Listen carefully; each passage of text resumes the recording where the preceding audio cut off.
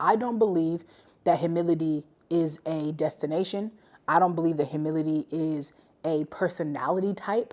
I don't believe that humility is a ghetto, a socioeconomic status. I don't believe that humility is all these things that society wants us to think it is. I think that humility is a heart posture. Yo, welcome back to Practice the Podcast, where we fuse research and culture to help you develop the mindset, habits, and skills that you need in order to live out your purpose with confidence. I'm your host, Dr.Rees. It's time to get better, y'all. Let's grow. We talking about practice. Not a game. We talking about practice. Practices are meant to be competitive. They're meant to be competitive.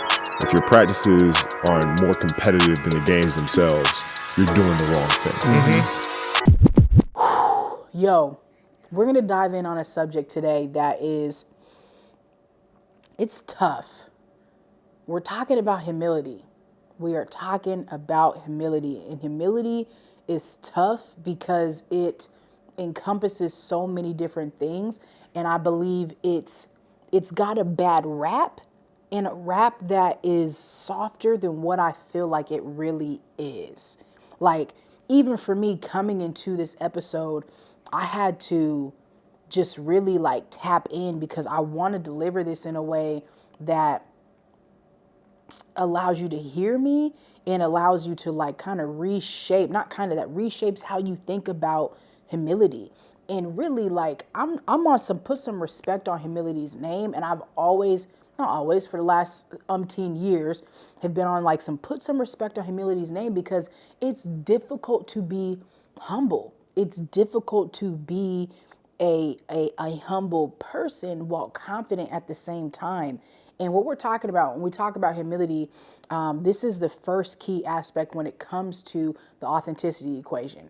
And I do not believe that you can be authentic. I don't believe that you can live out your purpose. And I don't think that you can truly be confident without humility. So for me, humility is the root of everything. And to be humble, I think, is one of the hardest things ever. Because let me slow down. Look. Okay. I'm pumped. I'm excited to be here. This subject means a whole lot to me. And I'm going to do my best to humbly come before you and lay it out. And so what we're going to talk about is humility and its relation to purpose, confidence, but specifically authenticity.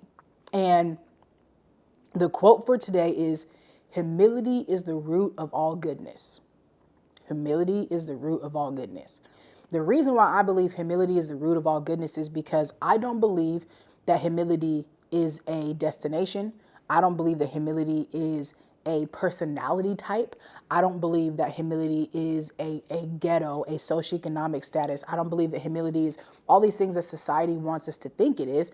I think that humility is a heart posture. And when your heart posture is in the right space, then goodness is going to flow from that. And so humility is the root of all goodness.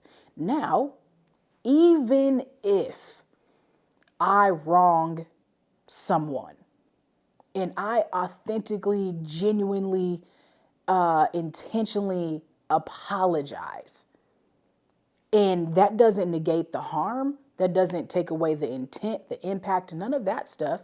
However, it requires humility to be able to come back on the other side and apologize and to do the work to regain their trust, to do the work to mend the relationship. Like, it requires humility to come back from a fault and follow up on something, right? So this is why, again, I don't think that humility is soft. Humility is tough as heck.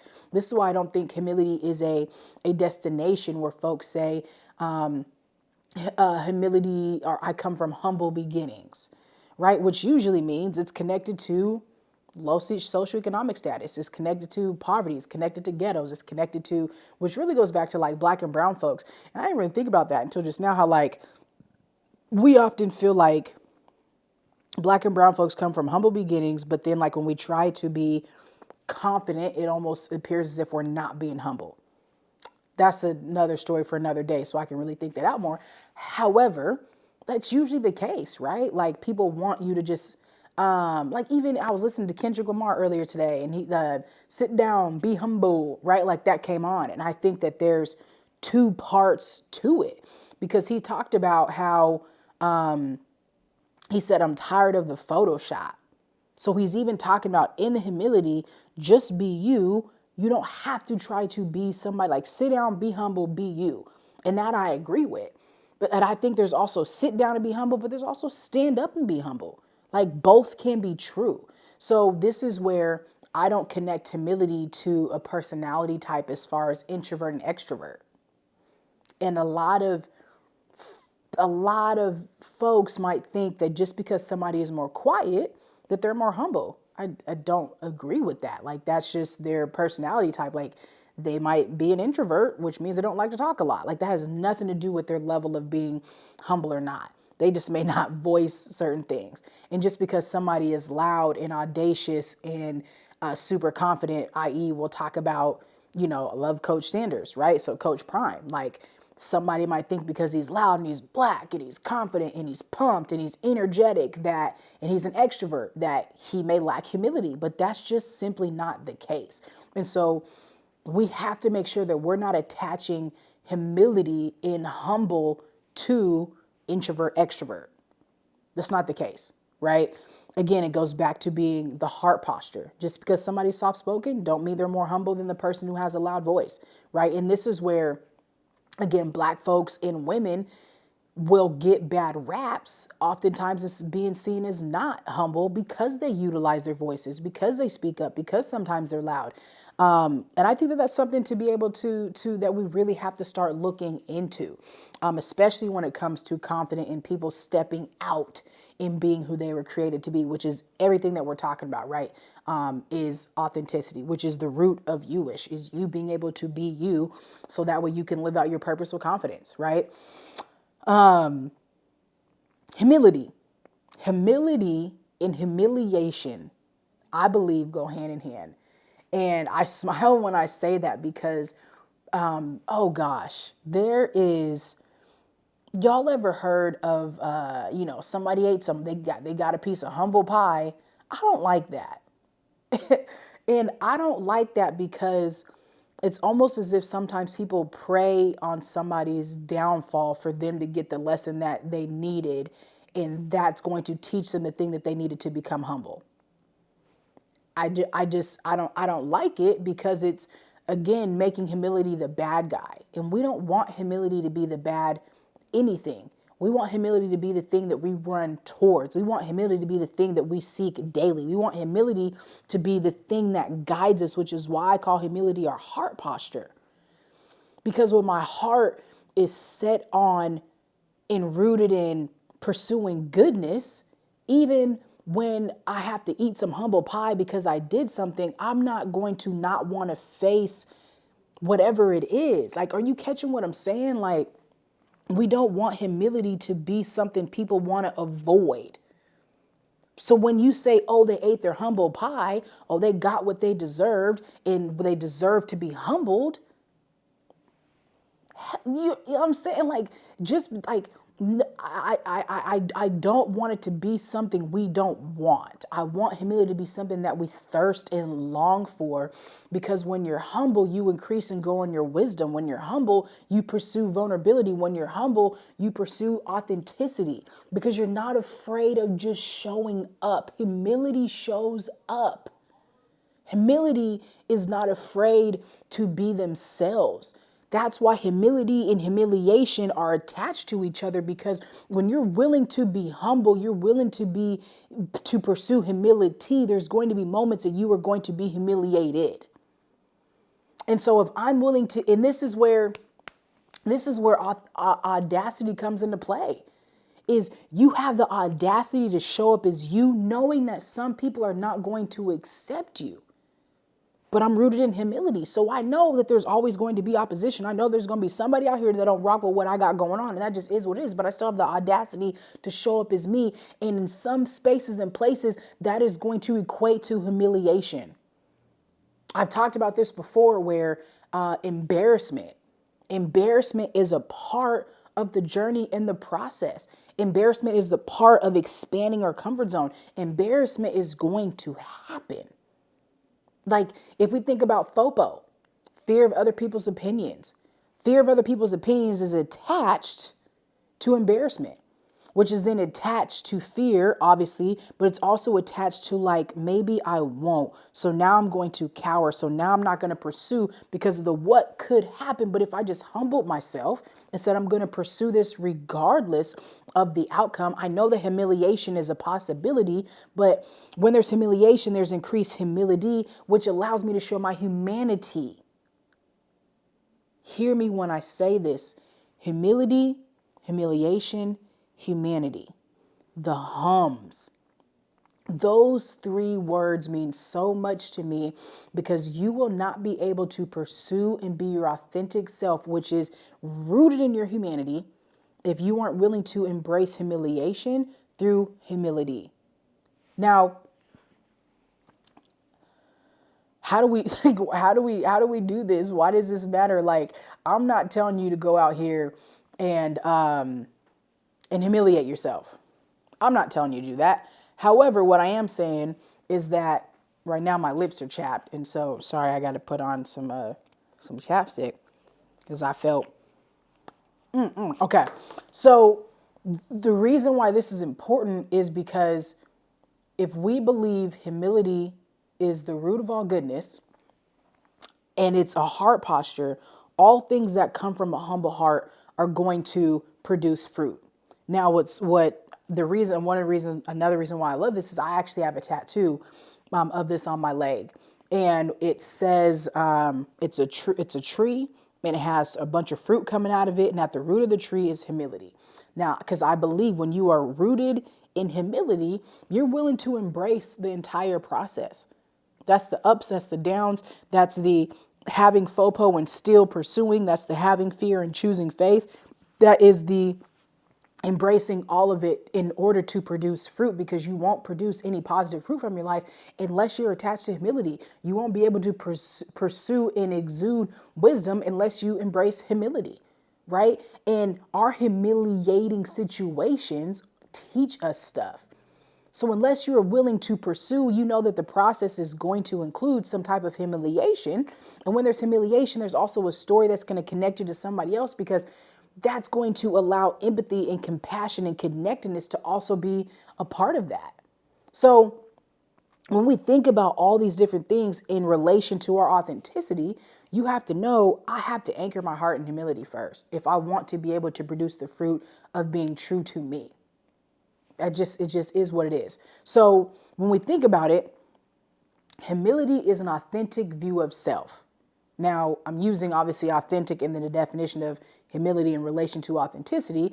However, there's kind of no other way to say it, right? Authentic is pure, it's organic, it's as is. So when I have an authentic and holistic view of self, that means it is pure, it is organic, it is the way it is, and holistic means it's every single part of me. So humility is authentic, the way it is, holistic, every single part view of me. So when I look at me, when I look at not just the makeup of me, when I look at my heart, which is me, when I look at the me that who I am, it requires vulnerability. It requires transparency. It requires patience for me to sit down and look at my heart and look at my motives and look at my why and look at my how I do what I do and give myself forgiveness and give myself grace and give myself the strength and the power to get back up and do it again and give myself the energy to embrace the things that just are like, ugh, but to also go, ooh, I see that strength. I see that gift. I see the things I've overcome. I see that resilient mind. I see that mental toughness. I see that performance. I see that confidence. I see all the things, because it's the holistic view. It's the both and. Humility is the both and. Not the this or that. It's the both and. And when you allow yourself to have an authentic and holistic view of self in the both and, that allows you to be your most authentic self. When your view of you is rooted in the both and you still pursue, that's being confident. That is confidently pursuing you and being you and showing up as you and as who you are. And so if you're unclear of what holistic means many parts of one. So you have multiple different parts obviously physically you have multiple different parts, but there's multiple different parts of you. Not saying you have multiple personalities.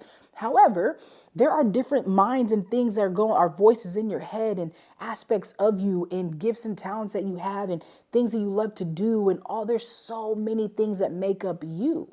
So you have to see all aspects of you without judgment. So the authentic view and the holistic view, the view and the perception of it has to be without judgment. And the reason why it has to be without judgment is because that's where humility takes judgment's place. Because you know that judgment could come from the humiliation, but when I'm coming humbly to sit and see and look, it means I'm removing the judgment from the situation and just seeing the situation just as it is. Seeing me for who I am. And this is why having you-ish time is so important, because when you have you-ish time, which is your time set and set apart for you, there should be no judgment that shows up. Because when you judge, you're nitpicking and you're not allowing yourself to show up authentically as you. You're not allowing your pains and your hurts and your thoughts to just arise. And this is where the benefits of meditation come into play, because it's not that your brain shuts down when you meditate. It's that there's going to be a bunch of different thoughts that are going to run through your mind when you do. And so when they do, let them arise. We talk about this, all the time as well, as that negative thoughts are natural. So allow the negative thoughts to rise, but then use your strength of curiosity. Use your gift of curiosity to be like, ooh, why is that a thought that I have? Why do I feel this way about that? Why did I do that? So when you allow yourself to be curious about you with no judgment, and you insert humility, that allows you to get to know you that much better and to get more comfortable with you, and to allow that to be the you that shows up in spaces. Because when you can be more comfortable with you, you're more comfortable with putting that you out there in the world, because you're like, well, I'm comfortable with me, so I don't really care what they got to say, because I'm the one that's got to live with me. So in humility, in this holistic view of self, I'm aware of my strengths and my shortcomings. I'm aware of my winnings and my losses. I'm aware of my ability to excel and my ability to be like, yeah, that ain't a strength in the area for me. So the next piece to that is, when we think of humility as a heart posture, humility eats it, takes it on the chin, takes the L. I know a lot of people, it's like there's no losses, just lessons. But it's a loss. It's a loss is a loss is a loss. And believe me, I've lost a whole lot. I didn't put this in my notes to talk about, but I took my first year of coaching was loss after loss after loss after loss. And I don't just mean on the court, I mean in life.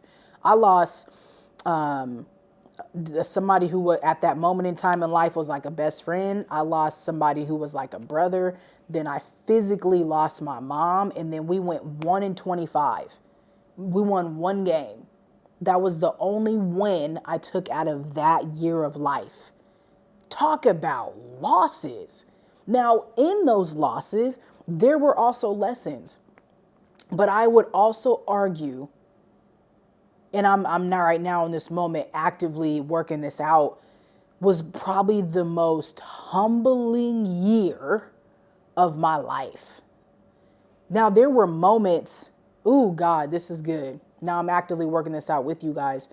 There were moments and times before that I took some losses. But then there was a duration of time between I was my sophomore year of college to about 26. So let's say, what is that, 20 to 20, there's a 6-year span, thank you God, that I attached my identity to my performance.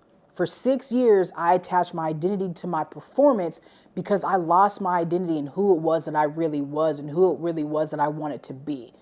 So when I talked about last week in this on why authenticity is so important to me and how you can still be really good at your gifts and your performance and all of those things and your talents, but you could lose out on your identity. I'm saying that because that was me. I did that. I lost me. I hung my hat on how I could perform. I hung my hat on my gifts and my talents. I hung my hat on all my achievements and all my accolades. I hung my hat on it. That was it. And so because of that, I lacked humility for humanity. I lacked humility for humanity. And not just other people's humanity, I lacked humility for my own humanity. And when you lack humility for your own humanity, what do you get? You hit a ceiling. You become somebody who's only attached to putting my worth into whatever my performance. And now you really lose yourself in what you're doing, and it's hard to really find your way, and you're floating around. And again, this is why this subject is so important to me, is because of that, is because this was my lived experience. And even in that time frame, I lost some things. I tore my knee. I got robbed. My little sister was murdered. My grandma had a heart attack. So many different things like that I went through that were humbling. But even in that, I just kept going to performance. What can I do? What can I do? What can I achieve? Because I didn't want to sit with me and be me and pursue me and allow me to trust myself and have the audacity to be me, that I just was being the things that I could produce. So I don't know how much fruit I really produced because I was focusing on just producing other things via my talent. So I wasn't that authentic, because I could look back at pictures and be like, who is she? And then there's people that I knew that were around me in life during that time frame that were like, I lacked humility. And I didn't have very many friends. I didn't have that solid of a village because I lacked humility. And this is why I'm so passionate about people being able to pursue this. And so to bring it back to taking the L, so I went 6 years on that journey. So then in that moment, in that year of just L's, I was like, I had nothing left. I had nothing else to give. It was everything was stripped away from me. And I had to recirculate and figure out, how do I rewalk? How do I breathe again? How do I show up still? How do I recruit players after saying we went 1-25 last year? How do I build a program? How do I have trust and faith in the fact that I even still know how to coach and teach? How do I know how to be the person that I am without my mom being here? How do I know that I'm a good friend? How do I know how to be a sister? How do I know how to be a leader? How do I know how to perform? How do I even know any of those things? God help me. God help me. And I can't even front, y'all. Like, it was literally me falling on my knees, falling on my face, falling on my stomach. And I'm talking literally. I'm not talking hypothetically. I remember laying on the carpet in my apartment, just being like crying. Now, obviously I was going through the worst pain of losing my mom, but there was so much more on top of it. Like being laughed at for losing, for trying to build, and then in the midst of that, trying to encouraging folks every single day, encouraging an entire team every day to show up to practice, to have fun, to be committed to the program. Like how do you take L's and you just eat it and you still show up? So my thought process, my confidence, my is based off of that. It's because I took losses and I learned lessons, but I still showed up. And that for me is why humility is the most important, is because when I look back on that time frame from that 6 years up until now, and it's been another 6 years, I've had to go on an intense humility journey of knowing I'm not too good. I'm not too good to lose. I'm not too cute to be ugly. I'm not too fly to take an L. Like I'm not it. I'm not too on my high horse to not commit and do certain things. Like I've taken L after L after L after L after L. But there's so many more wins in that as well. But humility is being You just take it, you eat it. You just eat the L, you take the L, you take it on the chin, you look at it, you analyze it, but you don't become it. Like, I think that's where the participation trophy kind of thing comes into play. Like, no, it's okay to take an L. It's okay to lose. We don't want to lose. I hate losing more than I like winning. Like, I like, and that might be an issue somewhere. Like, I like winning. Winning is fun, but losing, ugh, I can't stand it. Right? It hurts. But that might be because there's a parts of me that's attached to, and that's the competitor, right? Like, I'm a competitor, so I hate losing. But in that, though, there's a humility that understands that it's a part of the process and that I'm going to take L's. But on the other side, y'all, I'm gracious when it comes to getting a dub.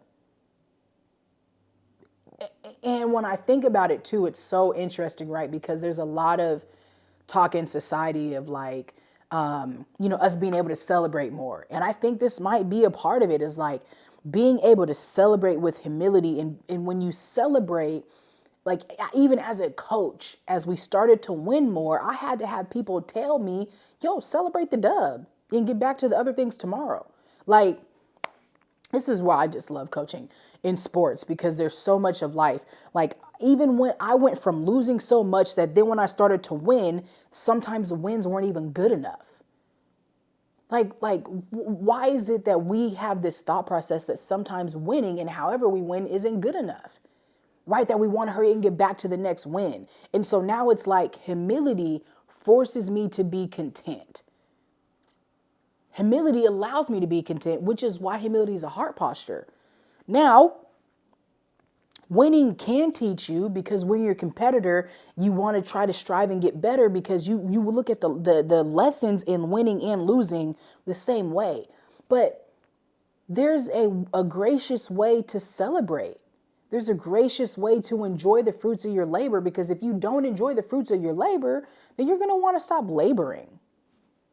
And let's be honest. When you don't enjoy the fruits of your labor, you're going to want to stop laboring, because you're like, what's the point? So yes, I'm trusting the process, but a part of the process is that intrinsic and extrinsic motivation to go get something. I work hard to get the dub. You know what I'm saying? And even when I work hard and it's an L, I still have to get back up and get back to it, because I know that there's something else on the other side of it. And so being able, like, humility has driven me to be a harder worker, because working hard doesn't guarantee a dub. Like, working hard, just because you work hard, just because you show up, just because you do your thing, just because I get up at 4 a.m. and I do this and that, just because I record this video don't mean a bunch of people are going to watch it. Just because you do it don't mean a positive result. You know what I'm saying? Always on the other side of it. But humility is something that keeps you attached to the process. So whether it's an L or a dub, an L that you learn, you eat, you take on the chin, and a dub that you celebrate, but then you get back to it. So it's not a paranoia. It's not an anxiety. It's a like, I'm going to continue on the process because I still see that there's so much more to come. And I think it's important for us to learn to celebrate ourselves, especially when you do get the dub and you do get the win, right? How do I celebrate it?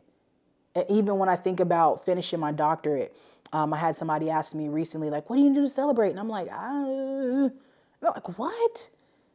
You know what I'm saying? Like, so I didn't know what I was going to do. And I'm still like, not sure for multiple different reasons. But you got to be able to celebrate you. And celebration isn't a lack of humility. You're not celebrating and taunting. You're celebrating that you worked hard and it paid off. You're celebrating the fact that you didn't give up. And just because you celebrate doesn't mean that you're not humble. You know what I'm saying? The same way, and this is where humility comes into play, because humility means regardless of the outcome, I'm going to do what's necessary. When there's a loss, I'm going to eat it and I'm going to analyze the lessons and then I'm going to apply what I learned. When there's a dub, I'm going to take it with grace and gratitude and be excited and celebrate and then still get back to work, because nothing's guaranteed. And I tell my son, he's hooping now, or he's playing sports in general, but he's hooping, and we talked about like, I'm going to take a win like a beast. I'm going to take a loss like a beast. Either way, I'm still a beast. And I think that's humility. It's not, I'm going to take an L, I'm going to be mad, I'm having attitude because I lost. And then when I get a win, I'm going to be pumped and excited and be arrogant. In both, I'm going to be a beast. And my definition of beast is being gracious. And I think these are words that some people might deem as soft, but I think that they're actually really, really hard to obtain. They're really, really hard to do and be, because our human nature wants to be angry. Our human nature wants to taunt and flaunt and show. But when your heart posture is anchored in a specific way, you can celebrate you and then know you're going to go get back after it. You can take the L and not be defeated and turn away and quit. And so, man, that's so fun. I'm glad that I was able, this is why, real quick, this is why doing this podcast is just as much for y'all as it is for me, because some of this wasn't even on my notes to really go over for this, but I needed this. God knew I needed this just as much. Hopefully it is to bless you, but that's the humility part. I'm not trying to show up here and be like, oh, I've got all the answers. Absolutely not. I have to humble myself. And I promise you, full transparency, before recording this, I think I said this earlier, like I have to pray and ask God to meet me at the mic, that I can deliver information and a message to y'all that's going to benefit you. And a part of humility is being transparent and is being vulnerable. And that is what I just shared with you. Major L's and losses that I've taken in life. So it's easy to, show Instagram cool stuff, look at me doing all this, but there's L's on a daily basis. And that is humility. Humility is also an energy that keeps you going, but keeps you anchored, keeps you seeking mentorship and being a mentor at the same time, right? Seeking lessons, giving out lessons. Because again, it's connected to humiliation, it's connected to humanity, and it's connected to your heart, and it's the root of all goodness. And so, I'm going to skip ahead. Not skip ahead. I'm going to move on. So now here's the thought process here, right? Humility seeks wisdom. And when I say humility seeks wisdom, it's connected to what I was just talking about when it comes to mentorship and leadership and advice and learning and all that stuff. Humility seeks wisdom in a way that it knows there's something out there that I still don't know. It's like, I always bring up my son, our son, because it just being a parent is like a part of your everyday existence. And I love being able to be on this side of life now, right? But he's got this, like, we're having to teach him, like, nobody likes a know-it-all. Because he's in that, like, I know. And bruh's mad smart. So he sometimes really do know. But we're having to teach the humility of, like, one, it's okay not to know. And two, even if you do know, you don't know it all. Bruh, you only been here for 7 years. You know what I'm saying? But in that, though, as a grown adult, just because I have a doctorate, I don't know everything. I ain't better than nobody. Ooh, that's another piece. Okay. I want to try to remember. I'm going to go here real quick.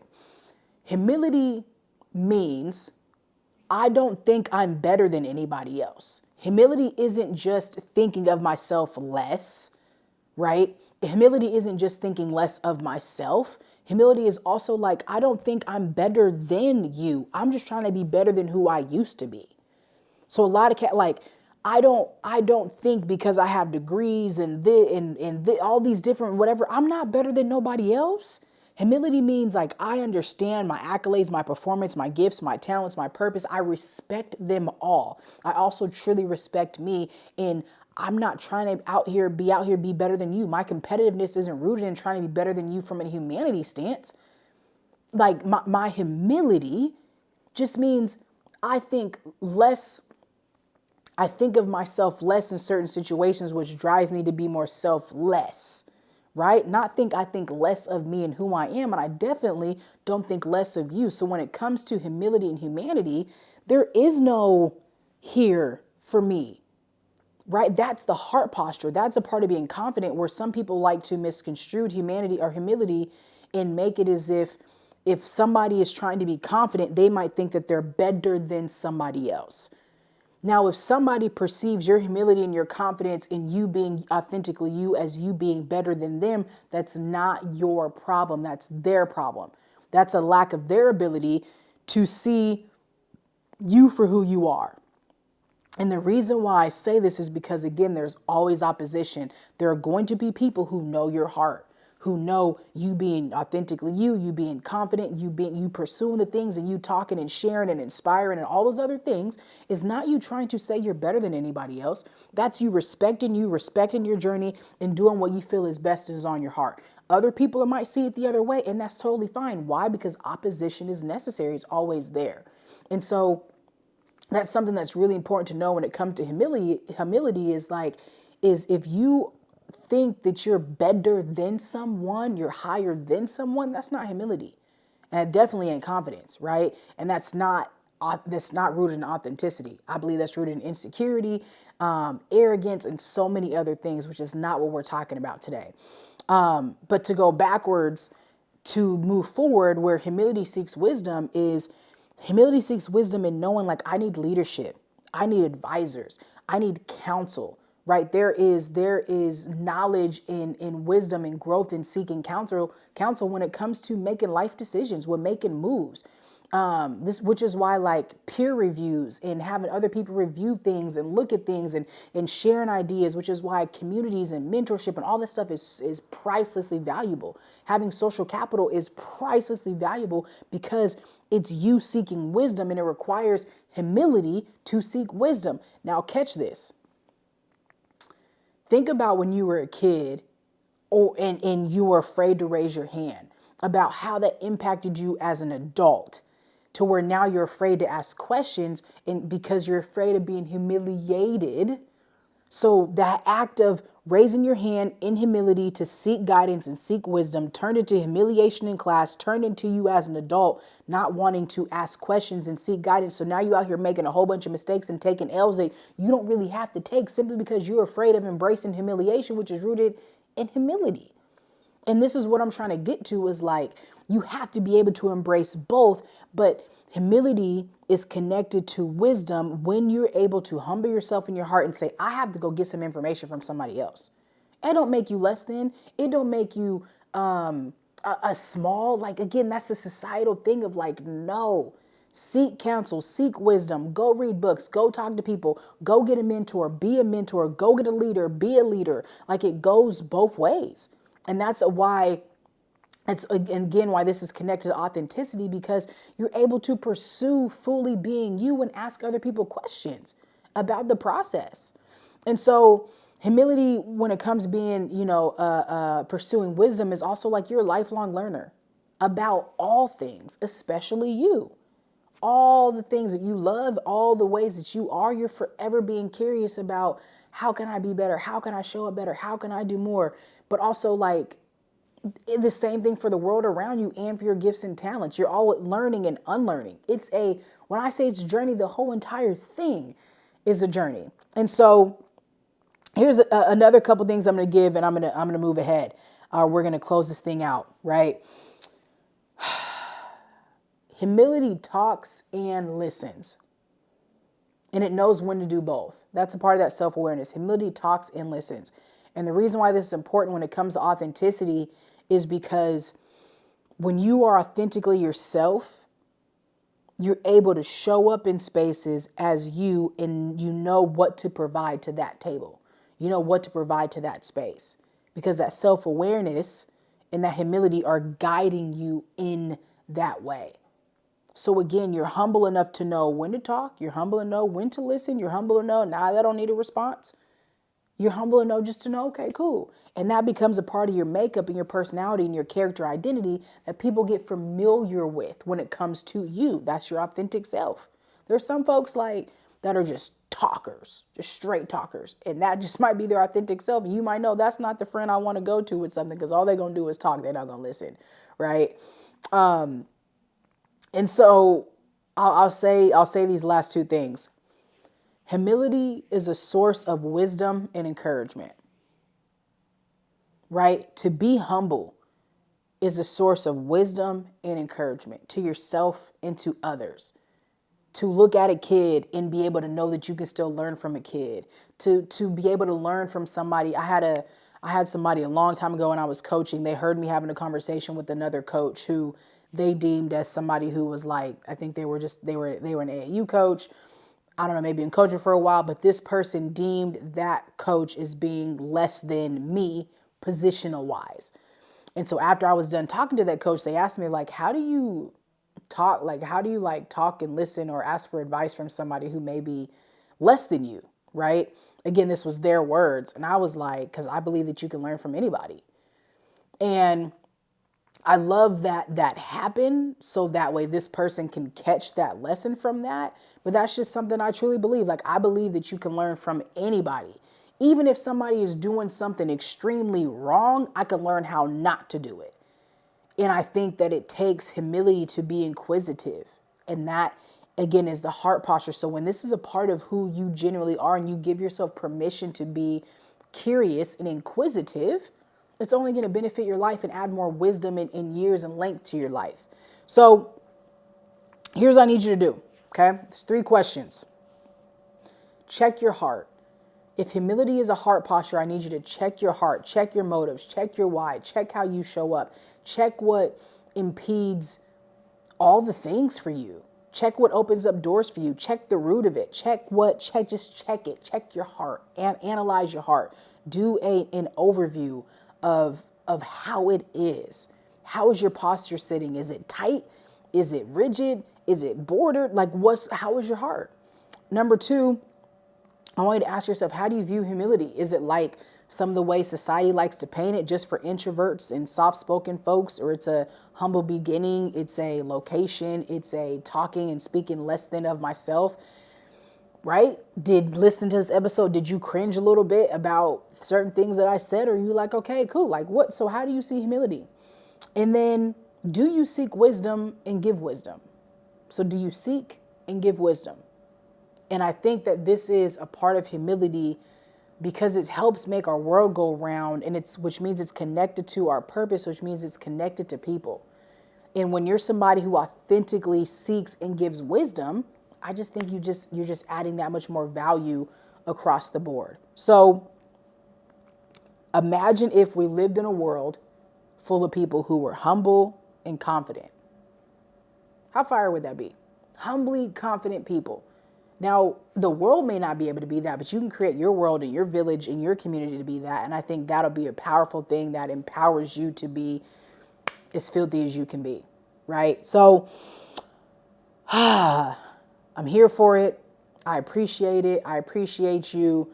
I'm going to step away from this because I'm sure I've done talked already for about 40 some minutes, and I can go on for forever because, again, humility is a journey just like everything else. And I sincerely, from the bottom of my heart, thank you for tapping in.